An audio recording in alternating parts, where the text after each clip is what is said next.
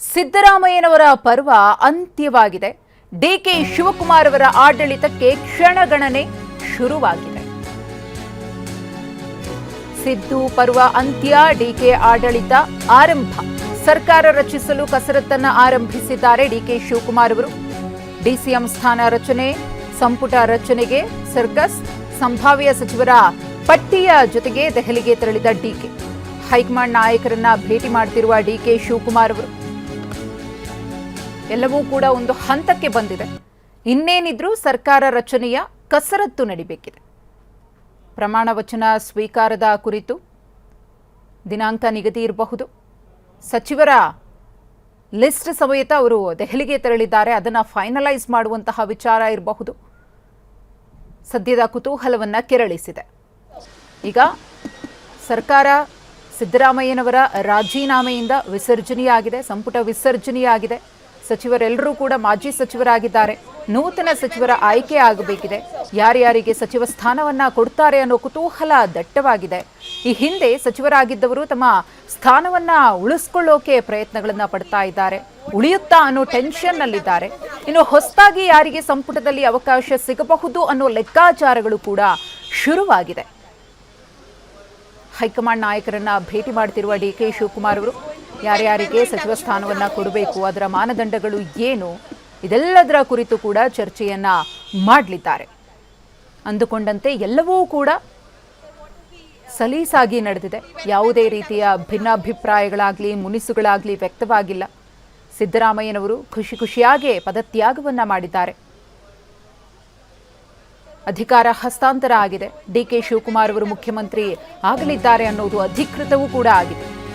ದೆಹಲಿಯಲ್ಲಿ ಕೆಸಿ ವೇಣುಗೋಪಾಲ್ ಅವರನ್ನ ಭೇಟಿಯಾಗಿದ್ದಾರೆ DK Shivakumar. KC Venugopal ಜೊತೆ ಡಿಕೆ ಗಂಭೀರ ಮಾತುಕತೆ. ಸರ್ಕಾರ ರಚನೆ, ಸಂಪುಟ ಕುರಿತು ಕೆಸಿವಿ ಜೊತೆ ಚರ್ಚೆ. ಈಗಾಗಲೇ ಮಲ್ಲಿಕಾರ್ಜುನ ಖರ್ಗೆ ಅವರನ್ನ ಭೇಟಿಯಾಗಿದ್ರು ಡಿಕೆ ಶಿವಕುಮಾರ್ ಅವರು. ಅವರ ಆಶೀರ್ವಾದವನ್ನ ಪಡೆದುಕೊಂಡಿದ್ದಾರೆ. ಹೈಕಮಾಂಡ್ ಮಟ್ಟದ ನಾಯಕರ ಆಶೀರ್ವಾದದೊಂದಿಗೆ ರಾಜ್ಯದಲ್ಲಿ ನೂತನ ಸರ್ಕಾರ ರಚನೆಗೆ ಎಲ್ಲಾ ರೀತಿಯ ಸಿದ್ಧತೆಗಳನ್ನು ಡಿಕೆ ಶಿವಕುಮಾರ್ ಅವರು ಮಾಡಿಕೊಳ್ತಿದ್ದಾರೆ. ಇದು ಕೆಸಿ ವೇಣುಗೋಪಾಲ್ ಅವರನ್ನ ಭೇಟಿಯಾದಂತಹ ಕ್ಷಣ. ಮತ್ತೊಂದು ಕಡೆ ಮಲ್ಲಿಕಾರ್ಜುನ ಖರ್ಗೆ ಅವರನ್ನ ಭೇಟಿಯಾಗಿ ಅವರ ಆಶೀರ್ವಾದವನ್ನ ಪಡೆದಂತಹ ಫೋಟೋ ನೋಡ್ತಾ ಇದ್ದೀರಿ. ಸಿದ್ದರಾಮಯ್ಯನವರು ಕೂಡ ಇವತ್ತು ದೆಹಲಿಯಲ್ಲಿ ಸೋನಿಯಾ ಗಾಂಧಿ, ರಾಹುಲ್ ಗಾಂಧಿಯವರು ಮಲ್ಲಿಕಾರ್ಜುನ ಖರ್ಗೆ ಅವರನ್ನ ಭೇಟಿಯಾದರು. ಡಿಕೆ ಶಿವಕುಮಾರ್ ಅವರು ಕೂಡ ಎಐಸಿಸಿ ಅಧ್ಯಕ್ಷರನ್ನ ಭೇಟಿಯಾಗಿ ಆಶೀರ್ವಾದವನ್ನ ಪಡೆದರು.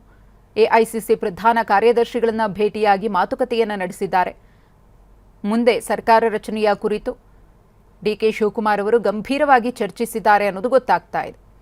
ಯಾವುದೇ ರೀತಿಯ ಮನಸ್ತಾಪಗಳಿಗೆ ಎಡೆಮಾಡಿ ಕೊಡದೆ ಈಗ ಅಧಿಕಾರ ಹಸ್ತಾಂತರ ಅಥವಾ ರಾಜೀನಾಮೆ ಅನ್ನೋದು ಹೇಗೆ ನೀಟಾಗಿ ನಡೀತೋ, ಸಲೀಸಾಗಿ ಆಯಿತು, ಮುಂದೆಯೂ ಕೂಡ ಸರ್ಕಾರ ಅದೇ ರೀತಿಯಾಗಿ ನಡಿಬೇಕು. ಇನ್ನು ವಿಮಾನದಲ್ಲೇ ರೆಡಿ ಆಯಿತು ಸಂಭಾವ್ಯ ಸಚಿವರ ಲಿಸ್ಟ್. ಟಿವಿ9ಗೆ ಲಭ್ಯವಾಗಿದೆ. ಡಿಕೆ ಪಟ್ಟಿಯನ್ನ ಪರಿಶೀಲನೆ ಮಾಡ್ತಿರುವಂತಹ ಫೋಟೋ.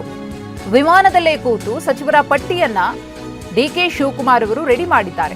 ತಮ್ಮ ಕ್ಯಾಬಿನೆಟ್ನಲ್ಲಿ ತಮ್ಮವರು ಯಾರ್ಯಾರಿರಬೇಕು, ಸಚಿವರ ಪಟ್ಟಿಯೊಂದಿಗೆ ದೆಹಲಿಗೆ ತೆರಳಿರುವಂತಹ ಡಿಕೆ ಶಿವಕುಮಾರ್ ಅವರು ಗಮನಿಸ್ತಾ ಇದ್ರೆ ಆ ಪಟ್ಟಿಯನ್ನ ಪರಿಶೀಲನೆ ಮಾಡ್ತಾ ಇರುವಂತಹ ಡಿಕೆ ಶಿವಕುಮಾರ್ ಅವರು ತಮ್ಮ ಆಪ್ತರ ಪಟ್ಟಿಯೊಂದಿಗೆ ಹೈಕಮಾಂಡ್ ಭೇಟಿಗೆ ಅವರು ನಿರ್ಧಾರವನ್ನ ಮಾಡಿದ್ರು.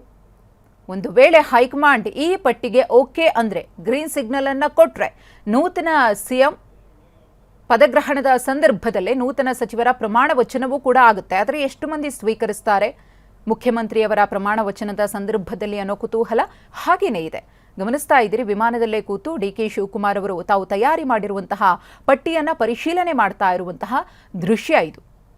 ಒಂದು ಕಡೆ ಡಿಕೆ ಶಿವಕುಮಾರ್ ಅವರು ತಮ್ಮ ಆಪ್ತರಿಗೆ ಅಥವಾ ತಮ್ಮ ಬಳಗದಲ್ಲಿ ಗುರುತಿಸಿಕೊಂಡಿರುವವರಿಗೆ ಸಚಿವ ಸ್ಥಾನವನ್ನ ಕೊಡಿಸುವ ನಿಟ್ಟಿನಲ್ಲಿ ಪ್ರಯತ್ನವನ್ನ ಪಡ್ತಾರ. ಇನ್ನು ಮತ್ತೊಂದು ಕಡೆ ಸಿದ್ದರಾಮಯ್ಯನವರು ಕೂಡ ಮನವಿಯನ್ನ ಮಾಡಿಕೊಂಡಿದ್ದಾರೆ ರಾಹುಲ್ ಗಾಂಧಿಯವರ ಬಳಿ ಅನ್ನೋ ಮಾಹಿತಿ ಇದೆ. ಅದೇನಪ್ಪ ಅಂದ್ರೆ, ತಮ್ಮ ಬೆಂಬಲಿಗರಿಗೆ ಹೆಚ್ಚಿನ ಸಚಿವ ಸ್ಥಾನವನ್ನ ಕೊಡಬೇಕು ಅಂತ ಹೇಳಿ. ಈ ಕಡೆ ಇವ್ರಿಗೂ ಕೂಡ ಬೇಸರ ಆಗಬಾರದು, ಎಲ್ಲರನ್ನ ಕೂಡ ಒಟ್ಟಿಗೆ ತೆಗೆದುಕೊಂಡು ಹೋಗ್ತೀವಿ ಅಂತ ಒಗ್ಗಟ್ಟನ್ನ ಏನು ಪ್ರದರ್ಶನ ಮಾಡಿದಾರೋ ಅದು ಸರಾಗವಾಗಿ ಮುಂದುವರಿಬೇಕು ಅಂದ್ರೆ ಅಳೆದು ತೂಗಿ ಸಾಧಕ ಬಾಧಕಗಳನ್ನ ಪರಿಗಣಿಸಿ ಸಚಿವ ಸ್ಥಾನವನ್ನ ಹಂಚಿಕೆ ಮಾಡಬೇಕಾದಂತಹ ದೊಡ್ಡ ಜವಾಬ್ದಾರಿ ಇದೀಗ ಕಾಂಗ್ರೆಸ್ ಹೈಕಮಾಂಡ್ ಮುಂದಿದೆ. ಡಿ.ಕೆ. ಶಿವಕುಮಾರ್ ಅವರು ತಯಾರಿ ಮಾಡಿಕೊಂಡು ಹೋಗಿರುವಂತಹ ಈ ಪಟ್ಟಿಗೆ ಹೈಕಮಾಂಡ್ ಅಸ್ತು ಅನ್ನುತ್ತಾ ಅಥವಾ ಏನಾದರೂ ಬದಲಾವಣೆಗಳನ್ನು ಮಾಡಿಕೊಳ್ಳಿ ಅಂತ ಹೇಳಿ ಸಲಹೆ ಸೂಚನೆಗಳನ್ನು ಕೊಟ್ಟು ಕಳಿಸುತ್ತಾ ತೀವ್ರ ಕುತೂಹಲ ದಟ್ಟವಾಗಿದೆ.